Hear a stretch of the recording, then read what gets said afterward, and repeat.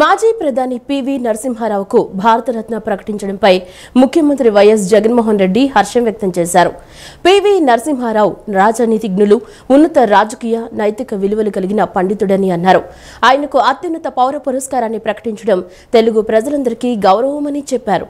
రైతుల కోసం పాటుపడిన మాజీ ప్రధాని చౌదరి చరణ్ సింగ్, హరిత విప్లవ పితామహుడు, వ్యవసాయ శాస్త్రవేత్త ఎంఎస్ స్వామినాథన్ కు కూడా భారతరత్న ప్రదానం చేయడం యావత్ జాతి గర్వించదగ్గ విషయమని సీఎం జగన్ పేర్కొన్నారు. రాష్ట్రంలో త్వరలో జరగనున్న సాధారణ ఎన్నికల నేపథ్యంలో ఎలక్ట్రానిక్ ఓటింగ్ యంత్రాల నిర్వహణపై రాష్ట్రంలోని అన్ని జిల్లాలకు చెందిన ఈవీఎంల నోడల్ అధికారులకు, సాంకేతిక సహాయకులకు రాష్ట్ర సచివాలయంలో నిన్న శిక్షణ ఇచ్చారు. బీహార్, గోవా రాష్ట్రాలతో పాటు లక్షద్వీప్, పుదుచ్చేరి, చండీగఢ్ కేంద్రపాలిత ప్రాంతాలకు చెందిన నోడల్ అధికారులు, సాంకేతిక సహాయకులు ఆన్లైన్ ద్వారా ఈ శిక్షణ కార్యక్రమంలో పాల్గొన్నారు.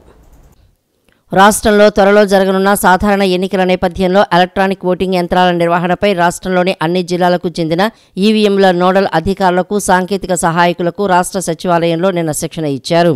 రాష్ట్ర ప్రధాన ఎన్నికల అధికారి కార్యాలయం ఆధ్వర్యంలో నిర్వహించబడిన ఈ శిక్షణా కార్యక్రమంలో అదనపు సీఈఓ ఎంఎన్ హరీందర్ ప్రసాద్, హైదరాబాద్కు చెందిన ఈసీఐఎల్ అధికారుల బృందం పాల్గొని ఈవీఎంల నిర్వహణపై నోడల్ అధికారులకు, సాంకేతిక సహాయకులకు సమగ్రమైన అవగాహన కల్పించారు.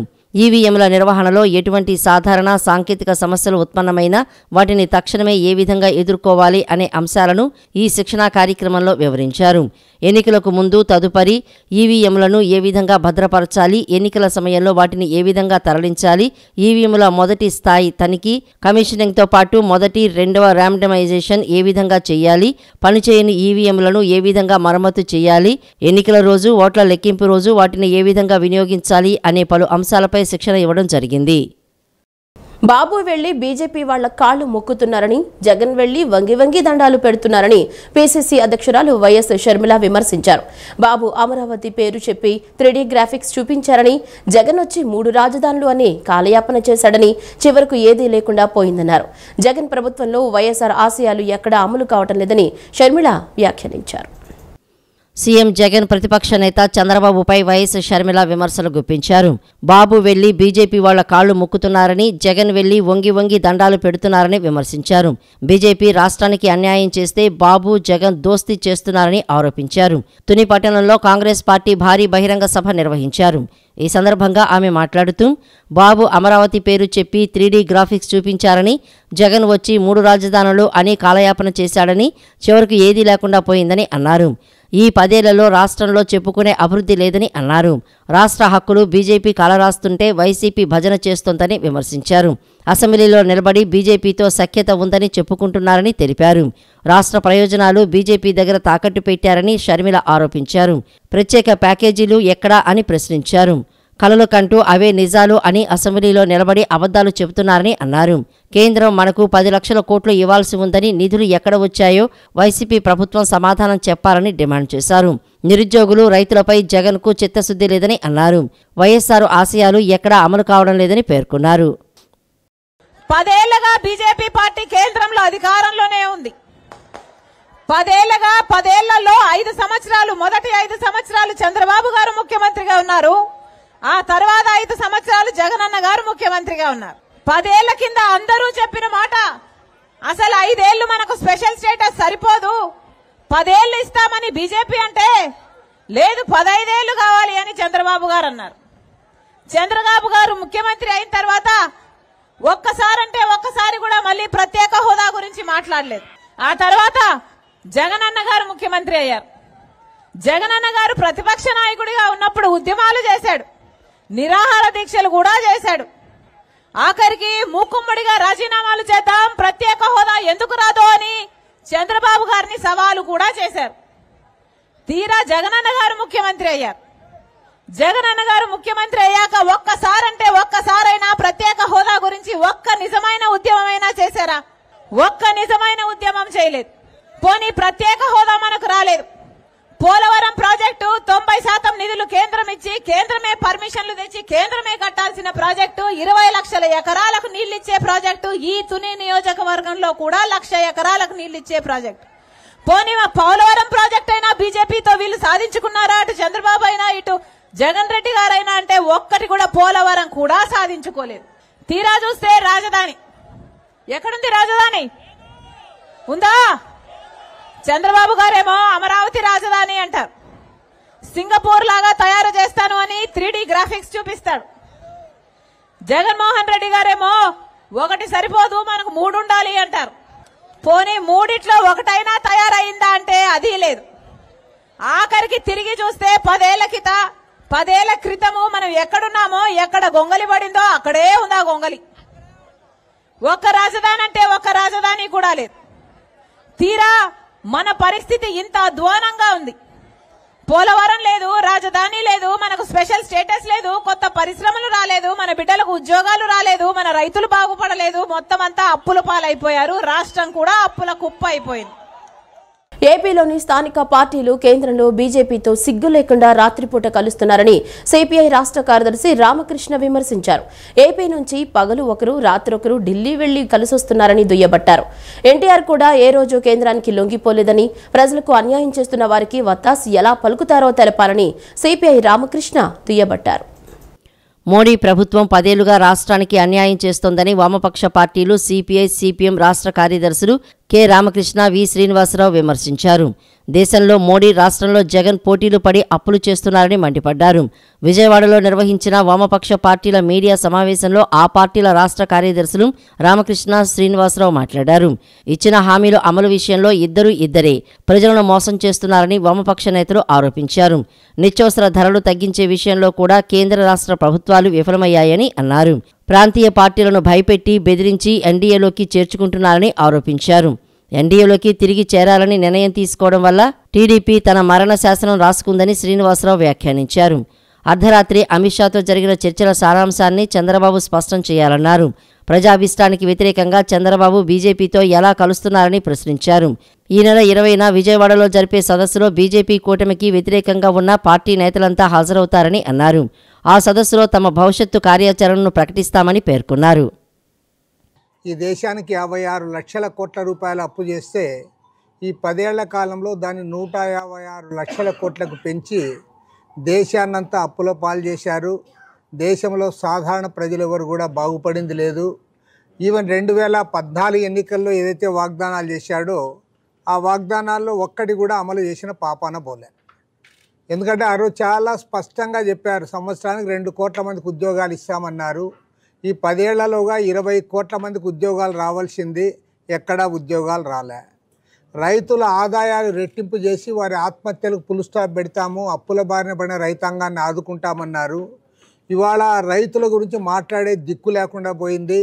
వ్యవసాయం అంతా గాలికి వదిలేశారు. దేశవ్యాప్తంగా అన్ని రాష్ట్రాల్లో కూడా రైతులందరూ కూడా దివాళాది. అధికారంలో ఉన్న పార్టీ, ప్రతిపక్షంలో ఉన్న పార్టీలు అన్నీ కూడా ఒకరి తర్వాత ఒకరు ఢిల్లీకి పరిగెత్తా ఉన్నారు. పైగా అమిత్ షా పగలు ఒకరితో చర్చలు చేస్తాడు, రాత్రి ఇంకొకరితో చర్చలు చేస్తాడు. మరి సిగ్గులేని వెధవలు ఇవాళ అసలు వాళ్ళు బీజేపీ పార్టీ, వాళ్ళు కేంద్రంలో అధికారంలో ఉన్నారు. వారి కోసం వారి పార్టీలో లేదా ఎన్డీఏలో ఒక పార్టీ ఉంటే ఇంకో పార్టీ అపోజ్ చేసేది మనం చూసాం అన్ని రాష్ట్రాల్లో. కానీ ఓన్లీ ఆంధ్రదేశంలో ఏమంటే పగలొకరు కలుస్తూ ఉన్నారు, రాత్రి ఒకరు కలుస్తూ ఉన్నారు, పిలవకపోయినా పరిగెత్తా ఉన్నారు, పిలిపించుకొని పరిగెత్తా ఉన్నారు, కనుసైగా చేసే చాలు పోయి వాలిపోతూ ఉన్నారు అక్కడ. ఇవాళ వివి లక్ష్మణ్ గారు ఒక పార్టీ పెట్టారు. వారు ఇలాంటి వాళ్ళందరూ కూడా వడ్డే శోభనాశ్వరరావు గారు, చలసాని శ్రీనివాస్ గారు ఇలాంటి వారిని కూడా ఈ సదస్సుకు ఆహ్వానిస్తూ ఉన్నాం. ఈ సదస్సు ద్వారా రాష్ట్రంలో రాబోయే రోజుల్లో రాజకీయాలు ముందుకు తీసుకోవాలనుకుంటాం. ప్రత్యేక హోదాని అవమానపరిచినటువంటి బీజేపీని ఎలా మీరు భుజాన మోస్తున్నారు? ఎవరి కోసం మోస్తున్నారు? ఎందుకు మోస్తున్నారు? ఎవరిని ఉద్ధరించడానికి మోస్తున్నారు? ఈ దేశంలో మత ఉన్మాదాన్ని రెచ్చగొట్టి హిందువులు, ముస్లింలు, క్రైస్తవుల మధ్య తగాదాలు పెట్టి విద్వేషాలు రగిల్చి దేశాన్ని విచ్ఛిన్నం చేస్తున్నారు. మన రాష్ట్రంలో కూడా అశాంతిని రగల్చడానికి ప్రయత్నిస్తున్నారు. అటువంటి బీజేపీతో కలిసి మీరు రాష్ట్రాన్ని ఏం వల్లకాడు చేయదలుచుకున్నారని అడుగుతున్నాను. రేపు పొద్దున ఈ రాష్ట్రంలో ఏ మత ఘర్షణ జరిగినా బీజేపీ తెచ్చే చిచ్చుకి మీరే కారణం అవుతారు. తెలుగుదేశమే దానికి బాధ్యత వహించాలి, తెలుగుదేశమే దానికి సమాధానం చెప్పాలి. అందుకని ఇటువంటి చీకటి ఒప్పందాలు కాదు. ఎన్డీఏలో చేరినందువల్ల రాష్ట్రానికి ఏం జరుగుతుంది? తెలుగుదేశం బీజేపీ వ్యవహారం కాదు. మా ఇష్టం, మేము ఇష్టం వచ్చిన కూటమిలతో కలుస్తాం. ఈరోజు కేంద్రంలో ఉంది బీజేపీ.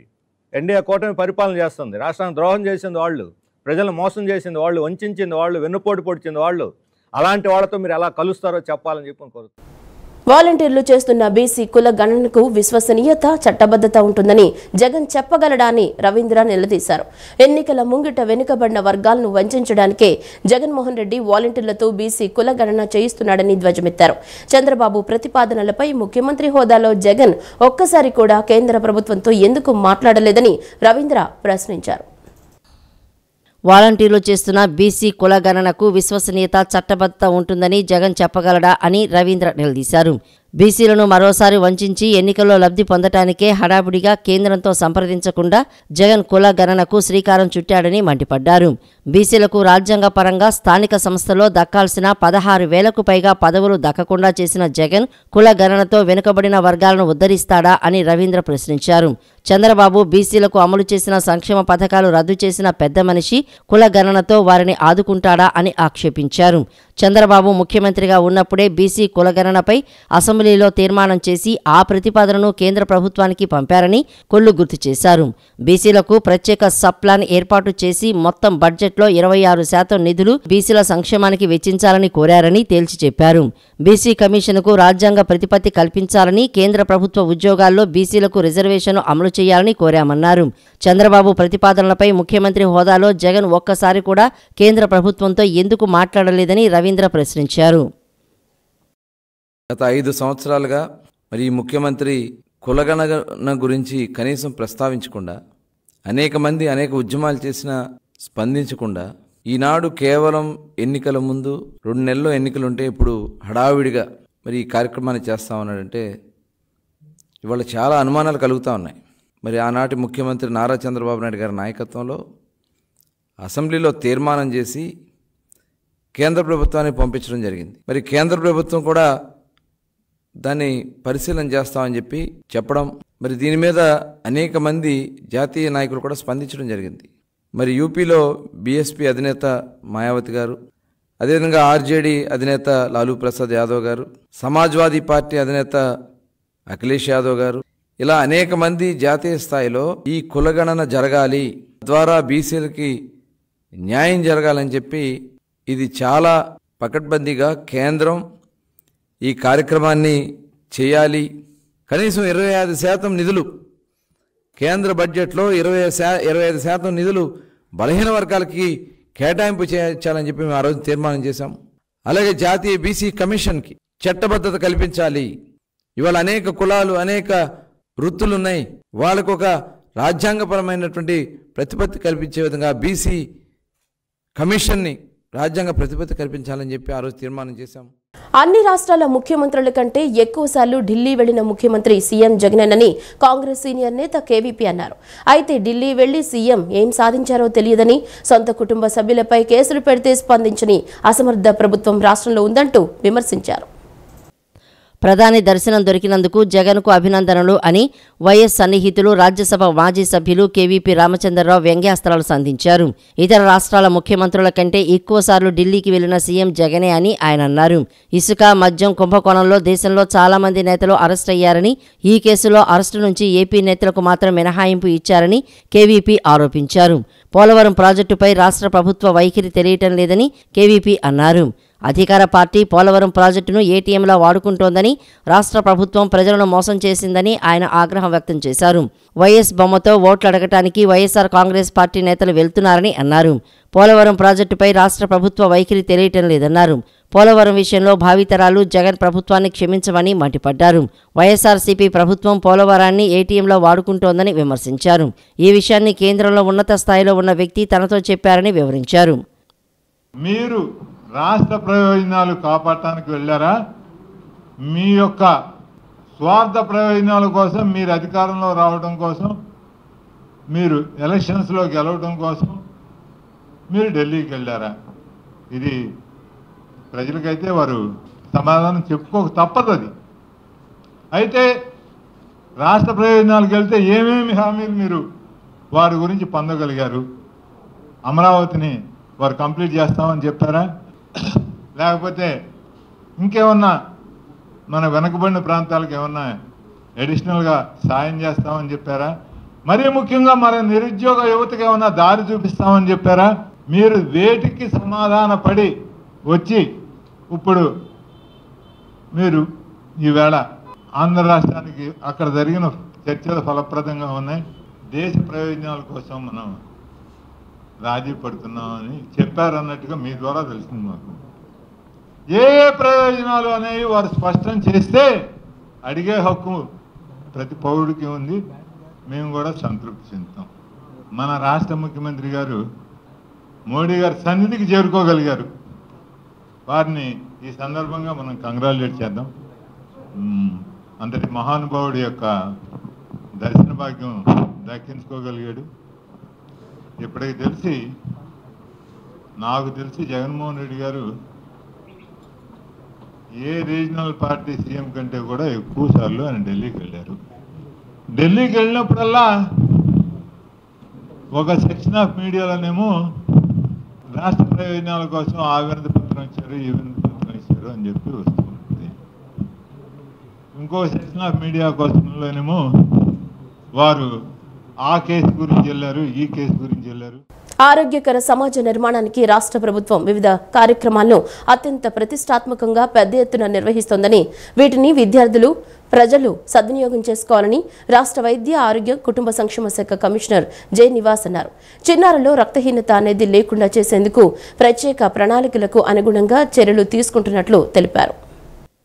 విజయవాడ పటమటలంక శ్రీ కొమ్మ సీతారామయ్య బాలికల ఉన్నత పాఠశాలలో జిల్లా వైద్య ఆరోగ్య శాఖ ఆధ్వర్యంలో జాతీయ నులి పురుగుల నిర్మూలన దినోత్సవ కార్యక్రమం జరిగింది. ఈ కార్యక్రమంలో వైద్య ఆరోగ్యం కుటుంబ సంక్షేమ శాఖ కమిషనర్ జె నివాస్, జిల్లా collector S Dillirao, Vijayawada mayor Rayana Bhagyalakshmi, YCP Vijayawada తూర్పు నియోజకవర్గ in-charge Devineni Avinash, deputy mayor Bellam Durga, RBSK state nodal అధికారి doctor E Prashanth, DMHO doctor M Suhasini తదితరులతో కలిసి చిన్నారులకు అల్జెండజోల్ మాత్రలు అందించారు. ఈ సందర్భంగా జె నివాస్ మాట్లాడుతూ అల్జెండజోల్ మాత్రలు పంపిణీ చేయడంతో పాటు 3 నెలలకు ఒకసారి అనీమియా పరీక్ష నిర్వహిస్తున్నట్లు వెల్లడించారు. వైద్య ఆరోగ్య శాఖ, పాఠశాల విద్యాశాఖతో సమన్వయం చేసుకుంటూ రక్తహీనత సమస్యను అధిగమించేందుకు చర్యలు తీసుకుంటున్నట్లు వివరించారు. ఈ చర్యలు 4 ఏళ్ల కాలంలో మంచి ఫలితాలు ఇచ్చినట్లు తెలిపారు.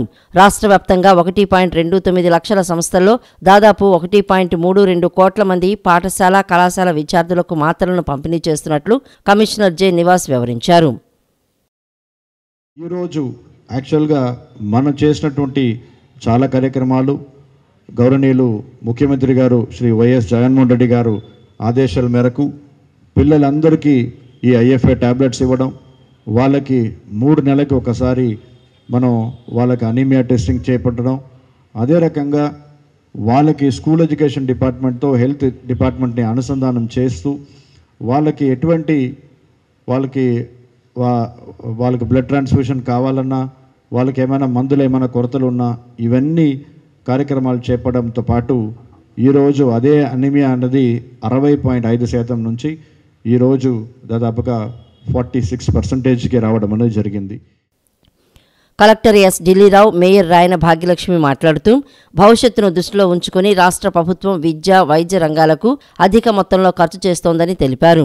నులిపురుగులు ఉన్న పిల్లల్లో రక్తహీనత, పోషకాల లోపం ఏర్పడుతుందని, వివిధ శారీరక, మానసిక ఆరోగ్య సమస్యలు ఎదురవుతాయని వివరించారు. ఆ నులిపురుగులు మనలో మరో సగం ఆ న్యూట్రిషన్ ఏదైతే ఉందో అది తినేసింది అనుకోండి, అప్పుడు ఇంకా మనం ఇప్పటికే అసలు మన న్యూట్రిషన్ సరిపోవట్లేదు అంటున్నాము, ఫుడ్ సరిపోవట్లేదు అంటున్నాము, ఇంకో దానికి ఇచ్చేద్దామా కదా? అలా ఇవ్వకూడదు కదా. మీ అందరికి కూడా ఇప్పుడు కూడా మీరు కామన్గా పరాన్నజీవి ఒకటి చూస్తూ ఉంటారు. ఏంటి ఆ పరాన్నజీవి? తలలో పేర్లు కదా.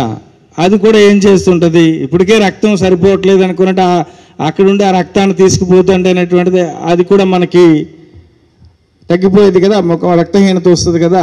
అదేవిధంగా ఇది మనకి గట్లో ఉంటుంది. అంటే గట్ అంటే ఓకే, ఆ కడుపులో ఉండేటువంటి పేగుల్లో ఉండి మనం తినేదంతా అన్నం అక్కడికే వెళ్ళి అక్కడి నుండి మొత్తం రక్తంగా మారి అన్నిటికీ కొన్ని ఎనర్జీ వస్తుంది. శుభ్రంగా ఆడుకోవాలా, శుభ్రంగా చదువుకోవాలా, అప్పుడే మీకు మంచి లైఫ్ ఉంటుంది. కాబట్టి చదువు మీద కాన్సన్ట్రేషన్ ఉంటుంది, చక్కగా చదువుకుంటారు, మంచి ర్యాంకులు తెచ్చుకుంటారు. అలాగే జగన్మామ ఏదైతే మీకు అమ్మఒడి అందిస్తున్నారు, బుక్స్, షూస్, సాక్స్లు ప్రతి ఒక్కటి మీకు ఎందుకు అందిస్తున్నారు అంటే చక్కగా చదువుకొని మీకు మంచి భవిష్యత్తు ఉండాలి అనే ఒక మంచి ఉద్దేశంతో మీకు జగన్మామ అన్నీ చేస్తున్నారు కాబట్టి అందిపుచ్చుకొని శుభ్రంగా చదువుకొని రాబోయే కాలంలోన విదేశీ విద్యను కూడా అందుకొని విదేశాలకు వెళ్ళి చక్కగా చదువుకోవాలి. సమస్యల పరిష్కారం కోసం గళమెత్తిన ఆశా కార్యకర్తలపై పోలీసుల తీరు అమానుషమని ఏపీ ఆశా వర్కర్స్ యూనియన్ కార్యదర్శి కమల మండిపడ్డారు. వైద్య రంగంలో అన్ని రకాల పనులు తమతోనే చేయిస్తూ చాలీచాలని జీతాలతో సరిపెట్టడం దారుణమని మండిపడ్డారు. న్యాయమైన డిమాండ్ల పరిష్కారం కోసం రోడ్డెక్కితే కాకిలతో కర్కశంగా అణిచివేశారంటూ ఆగ్రహం వ్యక్తం చేశారు.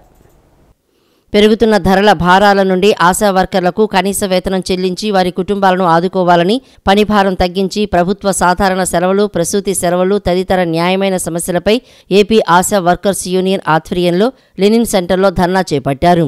ఈ సందర్భంగా యూనియన్ కార్యదర్శి కమల మాట్లాడుతూ శాంతియుతంగా ధర్నా నిర్వహించడానికి అనుమతి ఇవ్వకపోగా రాష్ట్ర వ్యాప్తంగా వేలాది మందిని నిర్బంధించి ఆశా వర్కర్ల ఉద్యమంపై పోలీసులు ఉక్కుపాదం మోపారని ఆగ్రహం వ్యక్తం చేశారు.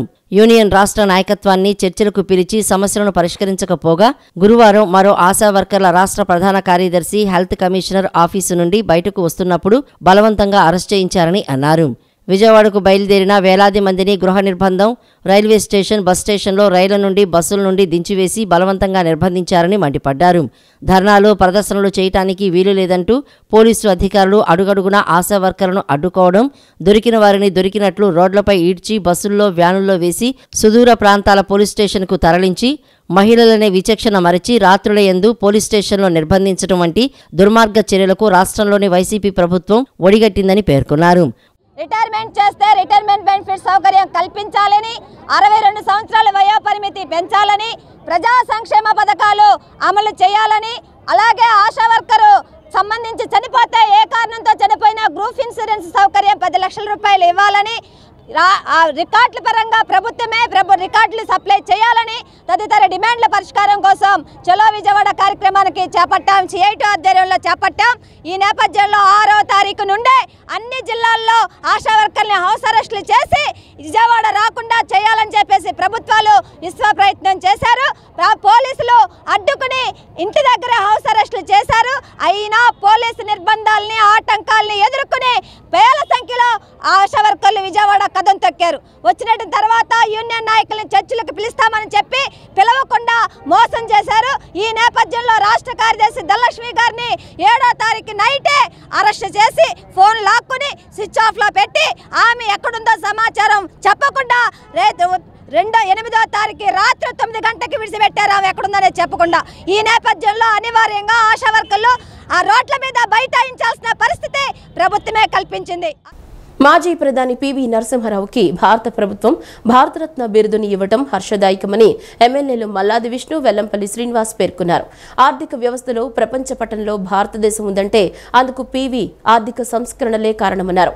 పివి ఆశయాలు సాధించేందుకు ప్రతి ఒక్కరూ కృషి చేయాలని పిలుపునిచ్చారు. మాజీ ప్రధాని పివి నరసింహారావుకి భారత ప్రభుత్వం భారతరత్న బిరుదును ప్రకటించడం సందర్భంగా సత్యనారాయణపురం శివాజీ కేఫ్ సెంటర్ నందు నరసింహారావు చిత్రపటానికి పూలమాలలు వేసి ఎమ్మెల్యేలు మల్లాది విష్ణు, వెల్లంపల్లి శ్రీనివాస్ ఘన నివాళులర్పించారు. అనంతరం వారు మాట్లాడుతూ పివి నరసింహారావుకి కేంద్రం భారతరత్న ప్రకటించడం హర్షణీయమని అన్నారు. బహుభాషా కోవిదుడిగా, దేశానికి ఆర్థిక శాస్త్రవేత్తగా ఎన్నో సంస్కరణలు తీసుకువచ్చారని అన్నారు. పివికి భారతరత్న ప్రకటించడం అందరికీ సంతోషాన్ని కలిగించిందని చెప్పారు. పివి నరసింహారావు ఎంతో గర్వించదగ్గ, గౌరవించదగ్గ వ్యక్తి అని చెప్పుకొచ్చారు. తన ఆస్తిని మొత్తాన్ని పేదల కోసం త్యాగం చేసిన మహనీయుడని కొనియాడారు. మంత్రిగా, ముఖ్యమంత్రిగా, ప్రధానమంత్రిగా ఆయన చేసిన సేవలు మరువలేనివని అన్నారు. అలాంటి వ్యక్తికి భారతరత్న ఇవ్వడం పట్ల 2 రాష్ట్రాల ప్రజలు హర్షాతిరేకలు వ్యక్తం చేస్తున్నారని చెప్పారు. పివి ఆశయాలు సాధించేందుకు ప్రతి ఒక్కరూ కృషి చేయాలని పిలుపునిచ్చారు. 17-18 భాషల్ని అనర్గళంగా మాట్లాడటము, అనర్గళంగా రచనలు చేయటము, అనేక విషయాల్లో తనదైనటువంటి శైలిలో తెలుగు జాతి, ఆంధ్రప్రదేశ్ గర్వించదగ్గ వ్యక్తి ఒకే ఒక్కడు, అది పివి నరసింహారావు గారు అని చెప్పని ఈ సందర్భంగా మనం చేసుకుంటాం. ఆయనకి సముచితమైనటువంటి స్థానము, సముచితమైనటువంటి గౌరవం భారతరత్న అనే పేరు మీద ఆయనకి ఈరోజు పురస్కారం లభించింది. ఆయన బాటలోనే భూ సంస్కరణలు కానీ, ఆర్థిక సంస్కరణలు కానీ, అనేక సంస్కరణలకి మూల బిందువుగా, కేంద్ర బిందువుగా పివి నరసింహారావు గారు ఉండటం జరిగింది. ఆర్థికంగా కేంద్రంలో కూడా ఎన్నో పెనుమార్పులు తీసుకొచ్చిన వ్యక్తి, మన తెలుగు వ్యక్తి, మన ఉమ్మడి ఆంధ్ర రాష్ట్ర వ్యక్తి అని చెప్పని మనం గర్వించుకోవడానికి ఈరోజు కేంద్ర ప్రభుత్వం కూడా వారికి భారతరత్న ప్రకటించడం అనేది చాలా అభినందనీయం.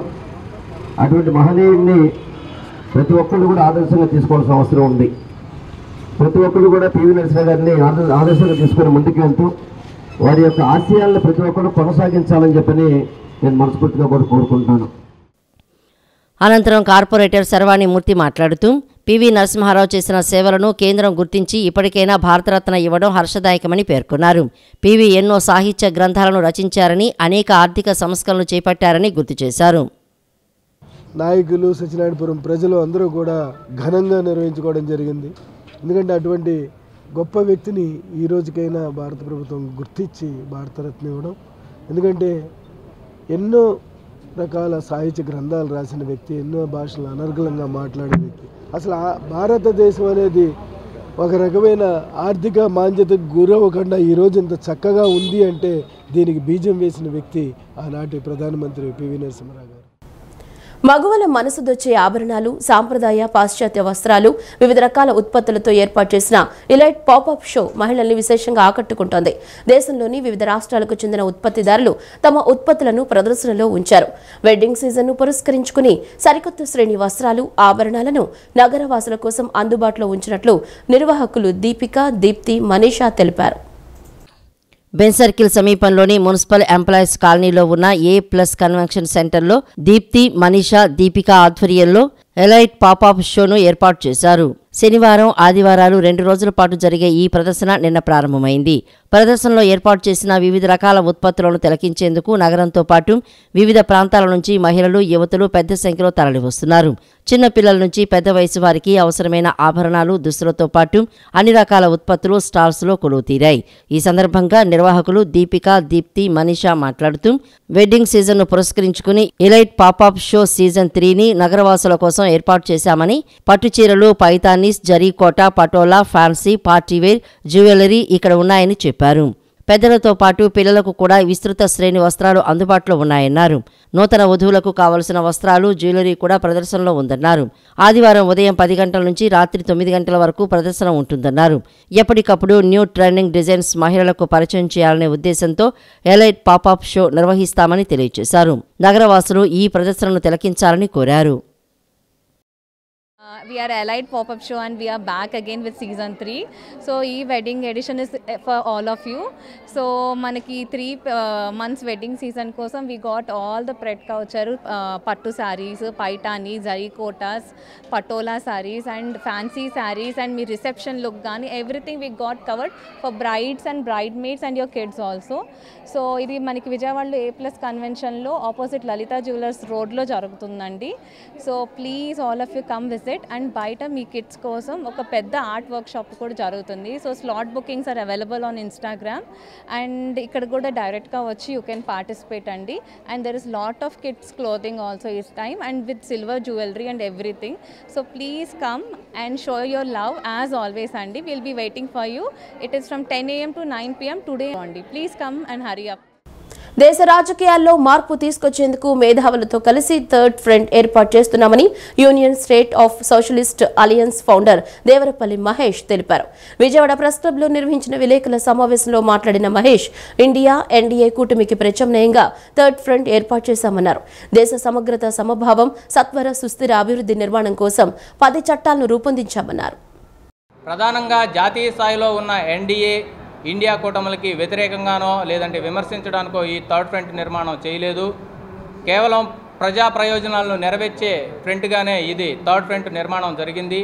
ఈ థర్డ్ ఫ్రంట్లో 10 రకాల చట్టాలని పొందుపరిచాం.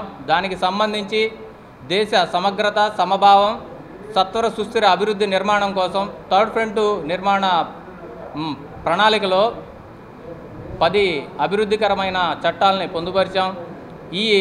ఈ 10 చట్టాలు కూడా 1 వ్యవసాయ రంగ పెట్టుబడులు, మరొకటి వ్యవసాయ రంగం, మూడవది కామన్ మార్కెట్, తర్వాత ఆరోగ్యానికి సంబంధించి హెల్త్, ఫ్యామిలీ డాక్టర్ కాన్సెప్టు, విద్యా విధానం అంటే గ్రామ స్థాయి నుంచి మండల స్థాయి వరకు విద్యా విధానం అనేది అమలు చేయబడుతుంది. దానికి ఒక చట్టం, మద్యపాన ఉపశమన చట్టం, ఇది కూడా చాలా అందరికీ ఆమోదయోగ్యంగా ఉంటుంది.